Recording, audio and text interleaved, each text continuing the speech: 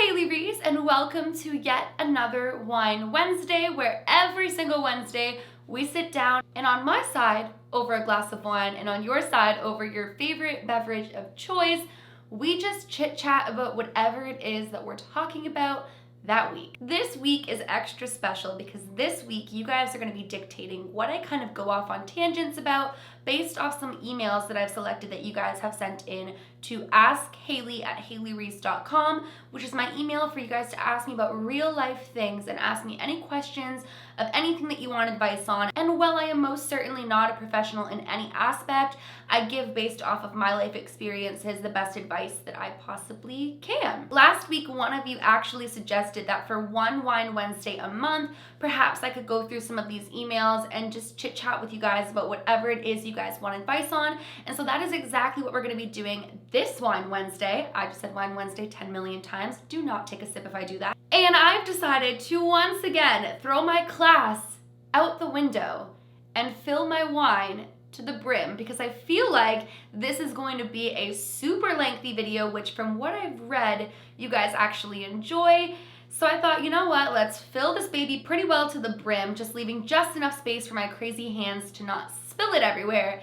And let's get into answering all of your guys' questions. So I did my best to kind of go between relationship questions and then back to regular life questions and kind of give a balance of both so that hopefully no matter what it is that you are going through, you can kind of gather whatever it is that applies to your life from this video. And if I am not reading any of the questions that you've sent in, believe me, I have a stack of questions I'm going to be going through on different episodes on this channel and just really diving into giving you guys the best advice possible. Even though, like I said, I'm no guru and half the time my life is a hot mess too. Like my nails right now. Please don't notice them. I chewed them off last night, not realizing that I had to hold a glass of wine in my hand. But we're not gonna talk about that. So I guess I'm just gonna dive right on into it. To make it easier, I've just printed out a couple of the questions. I kind of chose them at random, like I said, going between relationship questions and real life questions. So let's just get right on into it. I'm also not gonna be reading some of the names if I feel like it's something that you may not want me to share. But if it's kind of a generic question, I'll probably read your names. And going forward, make sure you guys let me know if you want me to mention your name or if you want me to keep it anonymous. But let's get into the first question. Hi Hailey, my name is Alana, and first off, I want to say I absolutely adore your videos. Thank you, Alana, that means so much to me. They honestly make my day. Now, I have a question. What, in your opinion, is the best time to start seriously dating? Love you. Okay, so first of all, I absolutely love you, Alana, and you have no idea how much it means that you watch and enjoy my videos.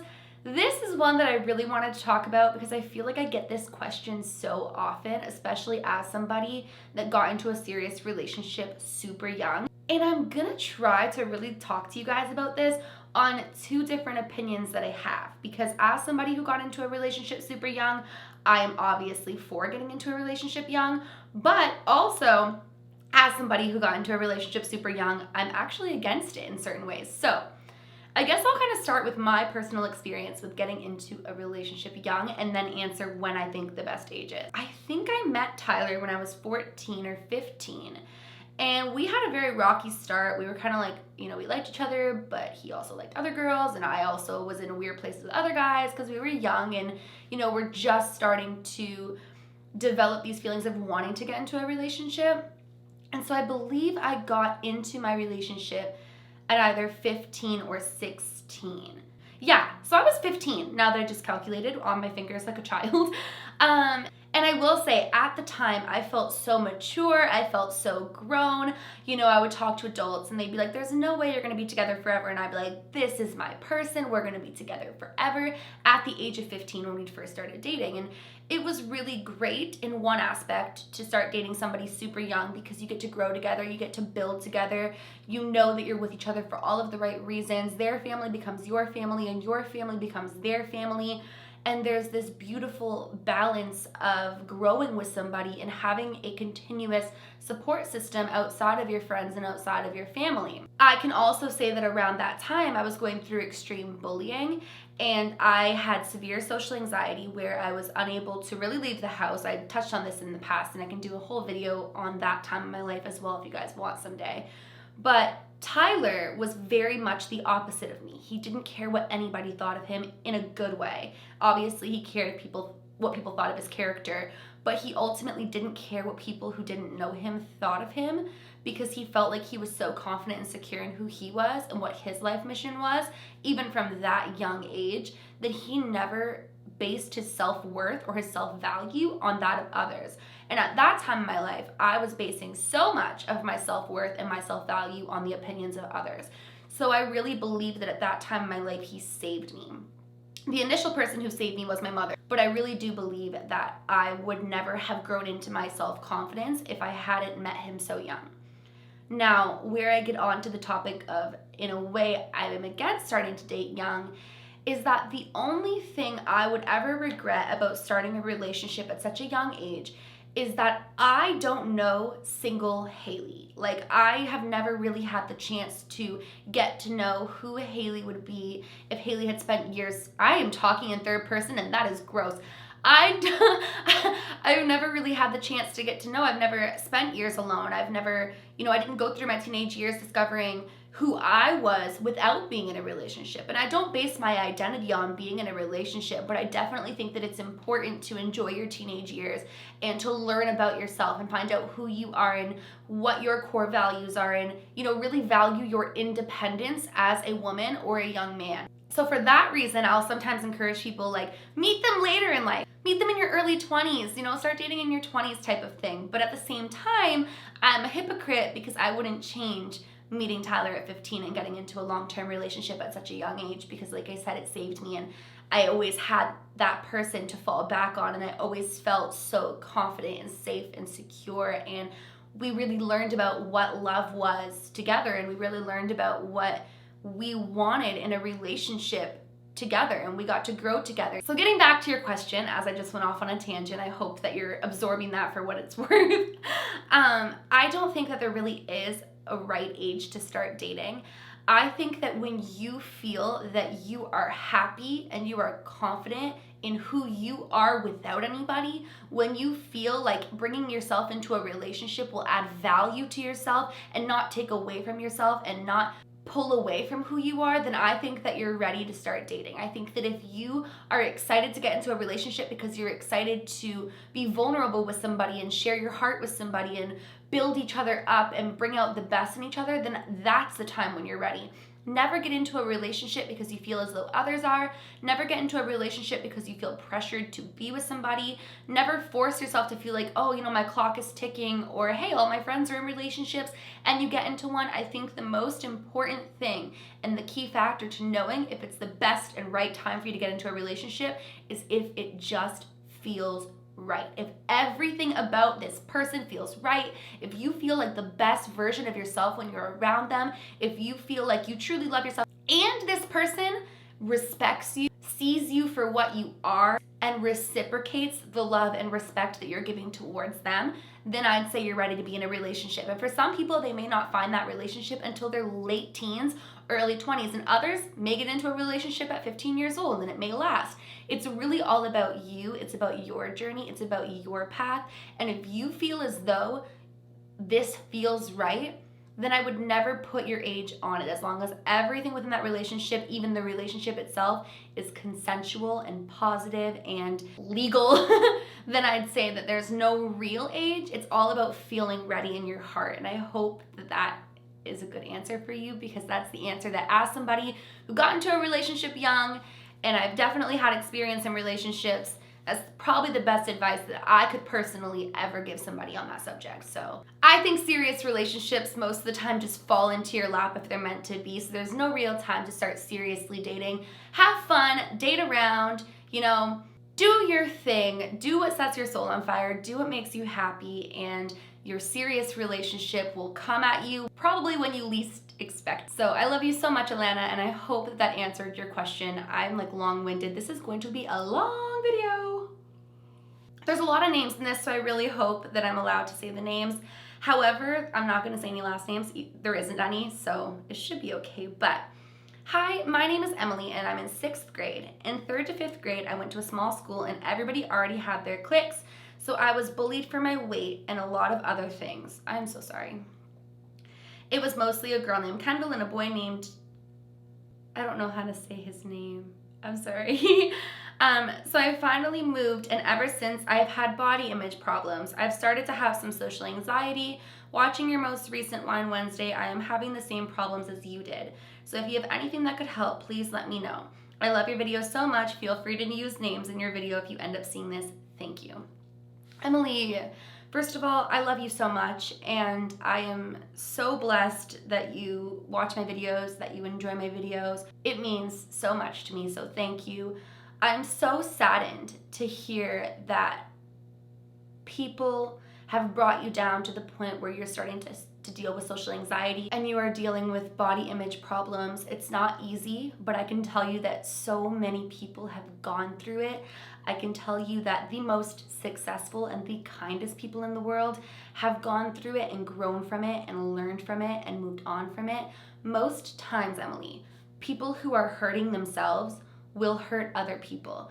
People who are bullied themselves or may not have the best home lives, or maybe just weren't raised in a way where they were shown a lot of love or compassion, tend to hurt other people.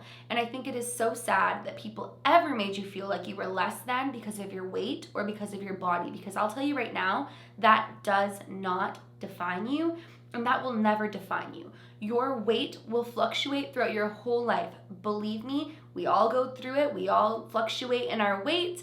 But what matters is who you are on the inside and the beauty that you put out into the world, because that's what will stay the same and that's what will stay consistent throughout time after time. I want you to remember that any time that you feel not good enough because of the way that other people have made you feel, that is their problem to deal with. That is their inner hurt. That is their inner hatred, and it is nothing to do with you. No matter what, if it wasn't you, unfortunately, with people like that, it would have been somebody else, because that is what people like this do, unfortunately, until someday they hopefully wake up or somebody does it to them and they realize how hurtful it is. I know it's easier said than done, but anytime you're in a social situation and you feel your anxiety creeping up, or you feel an overwhelming urge to either not be there or whatever the case may be, you have to remind yourself that this is your social anxiety. This is not you. This is not a product of who you are. This is not a representation of who you are. You are more than good enough. You are more than worthy. You deserve all the love in the world, and you are beautiful. And no matter what, even if people in your day-to-day life are mean to you, there's a family here with the Reese's Pieces that loves and adores you, and everything will be okay. There is light at the end of every single dark tunnel. When I was bullied and I literally felt like nothing was ever gonna get better, I didn't want to be me anymore. I didn't want to live anymore, as morbid and dark as that is. I didn't want to be myself because I felt worthless. And looking back now, being in the position that I'm in, it makes me so sad, because younger Hailey in 6th grade, in 7th grade, and 8th grade had no idea what the future holds. So Emily, you're only in 6th grade, and someday your future self, when you're 23 years old like me, you're old like me, you'll look back and just want to hug your younger self, because everything gets better. I love you so much, Emily, and thank you so much for sending in this question. I feel like so many people can relate to this. So hang in there, stay strong, and things will get better. Let's take a little sippy sippy. That was so cringy, guys. I'm so sorry. Hi, I got married in July last year, and last week my husband cheated on me. I saw the proof. I have family telling me to stay, and was just wondering what you would tell your family and how you would handle this. First of all, I am so sorry that you've been hurt to that degree. I know how being cheated on feels and how hard it is to forget, especially when you've seen the proof. I think the most important thing for you to know is that regardless of what your family says, regardless of what anybody outside of you and him says, this is your life, this is your heart that was broken, and this is your husband. This might shock some people, but I'm really not somebody who necessarily believes once a cheater, always a cheater. I truly believe to my heart that people have the ability to change, but the one thing that I really want you to consider is that you cannot change somebody, and sometimes people are sorry because they got caught, and people will say or do anything they possibly can to make things right because they're in the wrong here. That's not to say that he doesn't want to change. That's not to say that he doesn't deeply regret it. but you need to sit back and you need to analyze your relationship. You need to analyze what he did. You need to think about how it makes you feel. Can you get over it internally? Because it's hard. I've been cheated on, and even after I forgave people for cheating on me, it would stay in my mind time and time again. I would continuously think about it, and I was even young then. I wasn't married. So I think that the most important thing for you to do is to tell your family that it's not up to them to decide to stay with him. Number one, even if you love them, obviously you love them, I'm sure, and no matter how much you respect them and you respect their opinions, they can give their opinion, but if you don't want to be with somebody after that, you are entitled to leave. That is your life. This is your relationship. Ultimately, he betrayed you, whether he's sorry or not, and you have to decide for yourself, based off of what he's saying now, based off of his reasoning, even though there's never a good reason to betray the one you love, based off of where he wants to go moving forward, you have to decide if you feel, number one, he will change, or if he wants to change for himself, because that is the only way that a cheater will stop cheating, is if they make the choice to choose you every single day and to put that behind them. If it were me, I would be heartbroken. I would be devastated. I'd like to think that I would want to leave. But I also know that when you marry somebody, you've chosen to spend the rest of your lives with them. There's a history there, there's a love there, and that's the person that you've trusted with everything. So if it were me, I would seriously take my space from him for a little bit. I would probably hear what the people around me have to say, but I ultimately wouldn't let it defer me from what my heart was feeling. And I would take a little bit of time to myself, and then I would go to him and I would sit down and I would ask him exactly what it was that he was feeling in that moment, that he didn't feel he could come to me, that he didn't feel that I was worthy of that love, that I was worthy of that attention, that I was worthy of that intimacy. And then I would listen very, very carefully to his response and listen with my heart, not my brain and not my ears. Listen with my heart and trust my gut intuition off of what he's saying. If I truly feel that this was a moment of weakness, that I am what this man wants, that I am who he wants to continue to choose, then I would fight for my relationship and my marriage. But it would never happen again. And I will tell you that right now. Like, I can say with confidence, fool me once, shame on you. Fool me twice, I'm out. Not even shame on me. It's no shame on me. It's still shame on you, but I am out. Because no man should ever take your kindness and your loyalty for weakness. Because you are not weak, honey. You could leave him tomorrow and find somebody who would never, ever, ever do that to you. And I'm not encouraging you to do that. I'm just saying, never forget in this whole process of healing and this process of mending your relationship, your self-worth. Because you are worthy of all the love in the world. You are worthy of all the loyalty in the world. And you are worthy of somebody who's going to devote their life to making things right with you, and to focusing on your intimacy as a couple and what you guys are building together, which is a life of love, loyalty, honesty, intimacy. So I'm gonna tell you two things to conclude this out. If it were me and I didn't feel in my heart and my gut that he was sincerely sorry and that he was going to choose me every day from here on out, I would leave him. Regardless of what my family thinks, regardless of my thought of wanting to be married forever, I would leave him. Because I wouldn't want to be put through the hurt of him doing it again. But if I felt in my gut and in my heart, which doesn't always mean it's right, but in that moment, if I felt, you know what, he messed up and it's not okay, and I'm going to make it very clear that it's not okay, but I love this man and I want him to make things right, because ultimately it's up to him to prove to me that this is what he wants, then I would probably stay. But I would be on my toes for a little bit. I would be very observant to his behavior, and I would never let it happen again. So I am so sorry that you're going through this. I just want you to, no matter what, choose things in the future, choose things in your life, choose your life partner, make every move in your life for you, your heart, and your happiness. Never let your family, no matter how much you love them, steer you in a different direction. Choose what makes you happy and what your soul is telling you. And that's probably all the advice that I could really give on that. I know that it's so hard, and I know that there's no right or wrong thing to do, because no matter what, what's meant to be will be. And even if you forgive him and he does it again and you leave, what's meant to be will be. But I just think that no matter what, life's too short to let any man walk all over you and play you like you're not worthy of his loyalty, his attention, and his intimacy. Because once he said those vows to you, he was saying a vow to choose you. And he made a mistake there. You can't change the past, but you've always got the future, and never let him play you like that ever again. Okay, you guys, I'm gonna just answer one more for today because I feel like I've been going off on so many tangents, and I don't want this video to be like 2 hours long. I want you guys to actually enjoy watching them. So I'm gonna take a sip and then we're gonna get into this last question, which is a pretty long one, so I'm assuming it's going to be a lengthy answer as well. Hey Hailey, I've been following you for a long time and I'm not normally one to reach out to people that I follow, but you honestly seem more like a friend.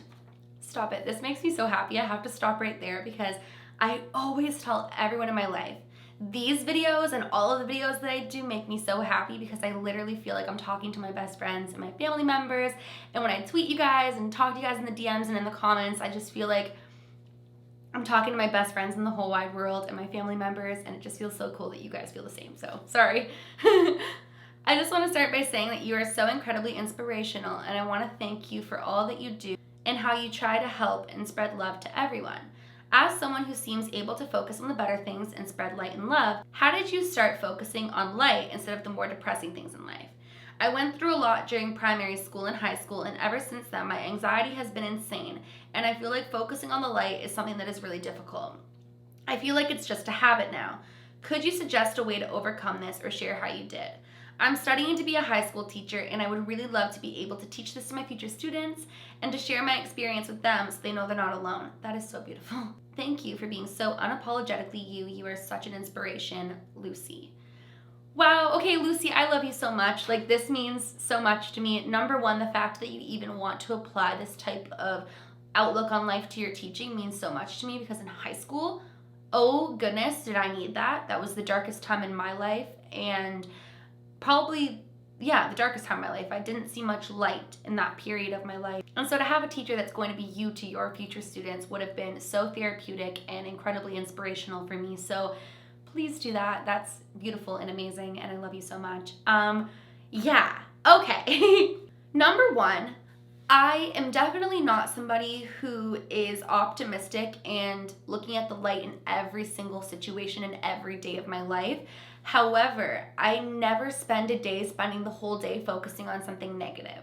So what I mean by this is life is always going to happen, and we're going to get hit with hard balls, and there's going to be dark, cloudy days, and there's going to be days where maybe I don't feel good enough, or maybe situations are happening that are bringing me down, or maybe I've made a mistake that makes me feel really poorly about myself.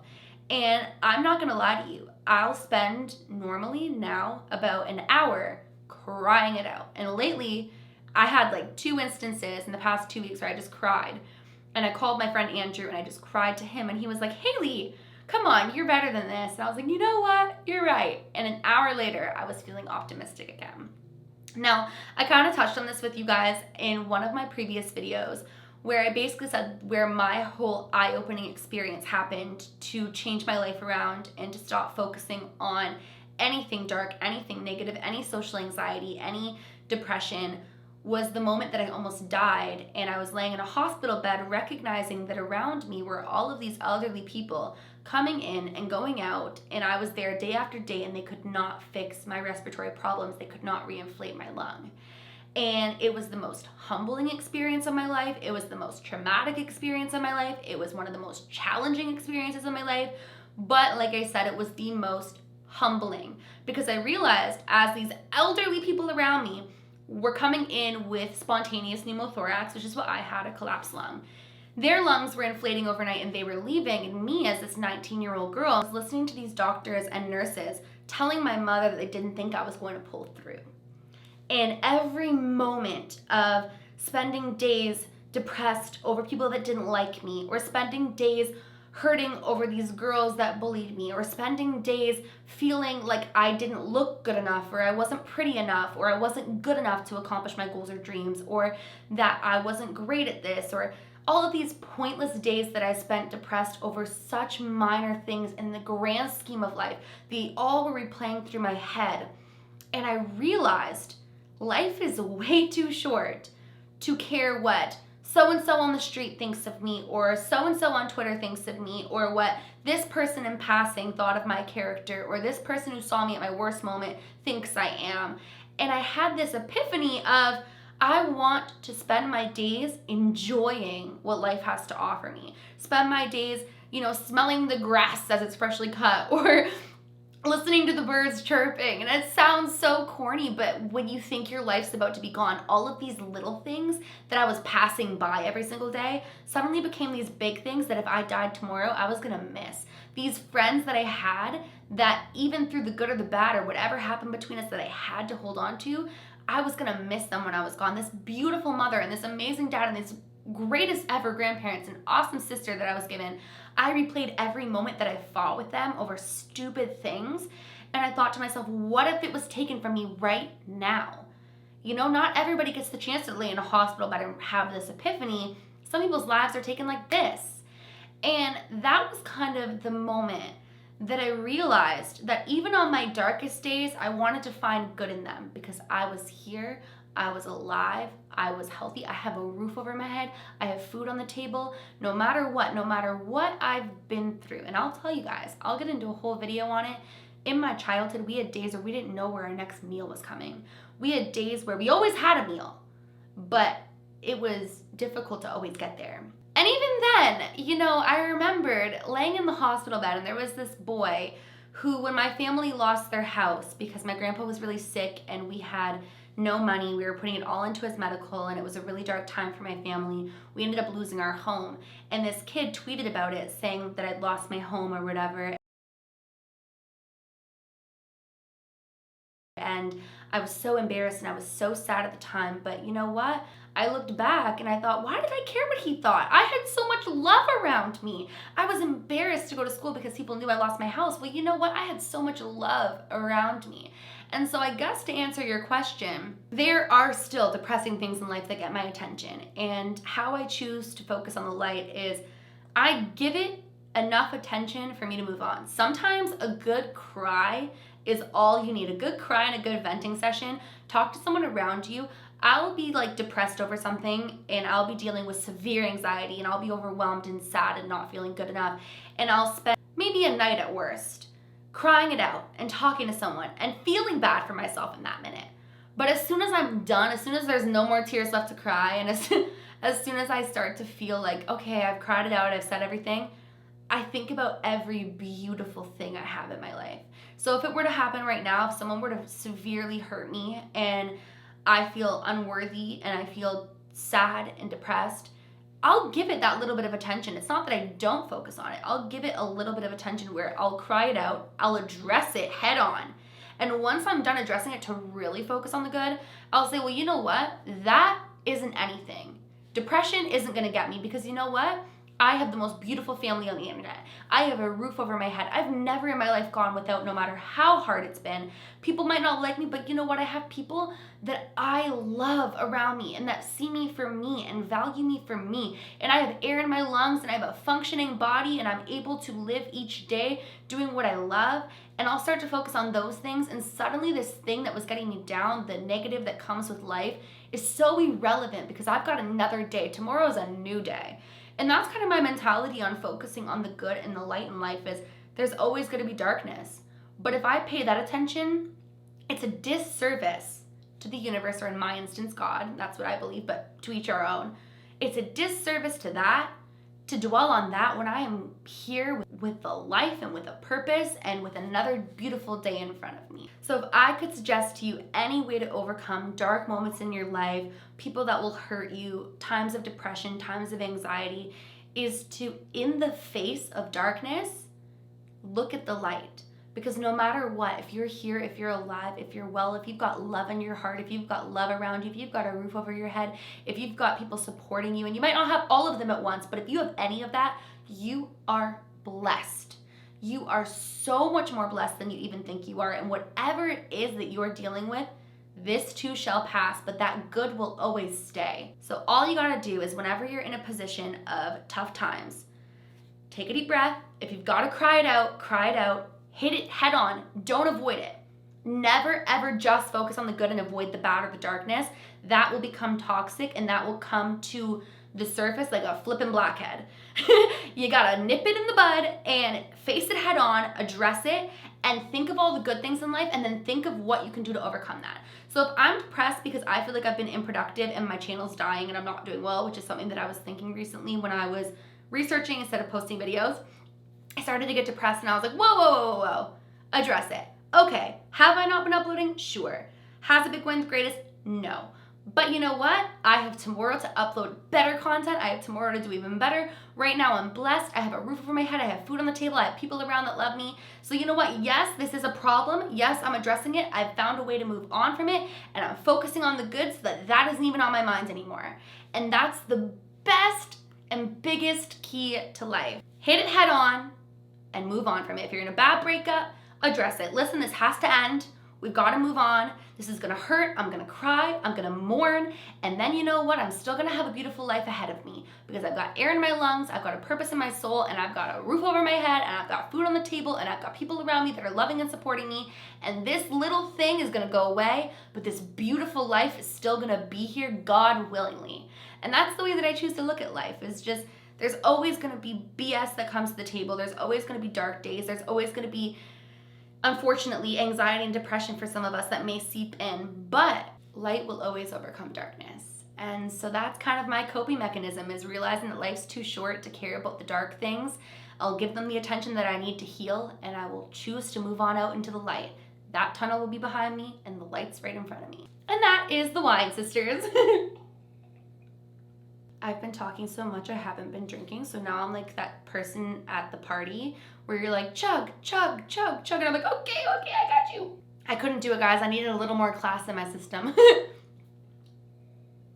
Well, you guys, that is it for this Wine Wednesday. If you guys have noticed I'm getting a little bit red, I accidentally turned the heat on and then it automatically shut off, and during filming it returned on, and I have like a hot light right in front of me and I was getting heated, so I'm just like I'm like in a sauna right now. But thank you guys so much for sending in your questions.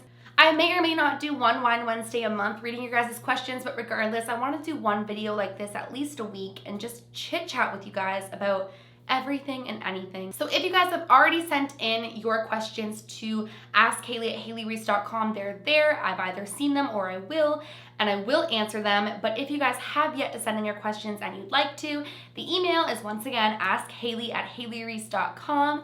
And I can't wait to do this again because this has been so fun. I hope that you guys enjoyed it. I hope that I did okay giving you guys advice. Like I said, I am no therapist, but I've lived what feels like a million lives in one life, and so if there's anything I can do is give advice based off of the experiences that I've had, the good, the bad, the ugly, and that is what I really enjoyed doing today. If you guys are new to my channel, make sure you go ahead and click that subscribe button. I'm gonna be uploading a ton on here. I'm not even gonna talk about it. I've taken like a week off on both my channels to prep for everything I have coming up on both channels. So I'm like stoked and so excited. But I'm not gonna talk about it. You guys are just gonna have to see how many videos you're getting this week.